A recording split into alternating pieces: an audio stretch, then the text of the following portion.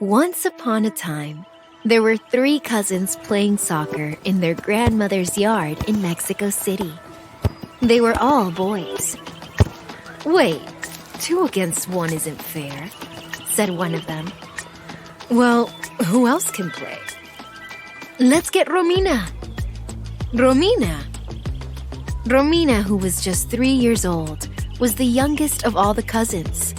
Also, she was a girl.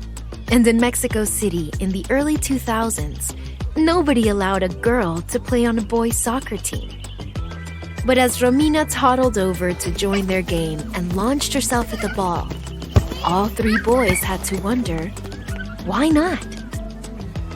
That day in her grandmother's backyard, with the sun blazing bright and the mountains rising all around them, Romina had no idea that she was already changing history. She was just thrilled to be included, kicking the ball and having fun. Fast forward a few years to when Romina was in grade school. She'd been playing soccer ever since that first day in her grandmother's yard, and she was very skilled. But she often was the only girl on the pitch. Romina loved to write and play guitar too. But there was something about being out on the soccer pitch that made her feel strong and confident. She loved finding her flow as part of a group, and she was a really dedicated player. It was so frustrating for her to have such few chances to play. And when she did play pickup games with boys, she felt like she had to win them over in order for them to pass her the ball or involve her in plays.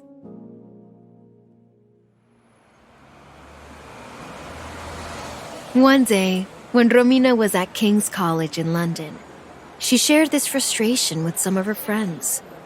No matter where they came from, they'd all had similar experiences. One of Romina's friends even dressed up like a boy when she was little so she could play soccer. It was infuriating. Then, Romina went to volunteer at a children's school. On Mondays, she and some of her fellow volunteers got together to play soccer on a local pitch.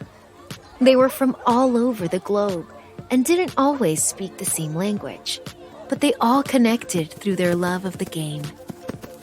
Dribbling, defending, passing, scoring. They learned so much about themselves and each other by playing as a collective. If only everyone could have this kind of experience, Romina thought, no matter what gender they are. It wasn't just about getting to strike the ball or dive after a goal. It was about being treated as an equal, about trusting her voice and celebrating her strengths. When Romina got back to the university, she put together a business plan so she could start her own organization. It would be called Girls United, and it would offer girls a safe space to play soccer, make friends, build some skills, and most of all, have fun. The first session would take place in Southeast Mexico. She was so excited that first day, and nervous. She'd asked so many people to come and had such high hopes for making this empowering new community for girls. But as she stood there, waiting with a group of eager coaches, she wondered, would anyone show up? And then, a little girl wandered towards the soccer pitch with a shy smile, followed by another, and another. Soon, there were 100 girls running around with coaches, chasing the ball and laughing. It was such a glorious moment of victory for Romina.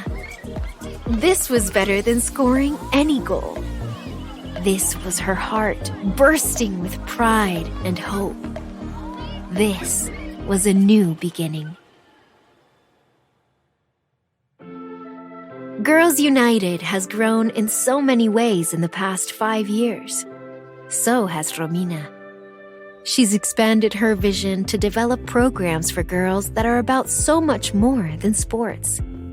Yes, Every Girls United practice starts off playing and practicing new soccer techniques. And often, they're preparing for games or tournaments. But Girls United coaches also use practices to talk to players about leadership, girls' rights, and even how to take care of their bodies. Girls United now has programs running in Mexico and London and hopes to expand across the globe. As Romina says, we are constantly thinking of how we can create more opportunities for girls to play and to grow throughout their lives. That means on the pitch, off the pitch, as players, coaches, and advocates for themselves.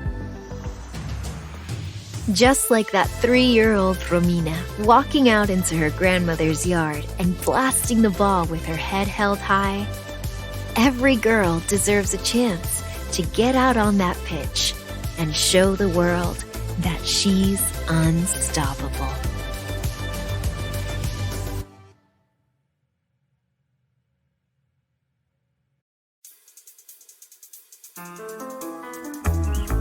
This podcast is a production of Rebel Girls. It's based on the book series Goodnight Stories for Rebel Girls. This story was produced by Joy Smith with sound design and mixing by Reel Audiobooks. It was written by Abby Sher. Fact-checking by Joe Rhatigan. Narration by Ana Osorio.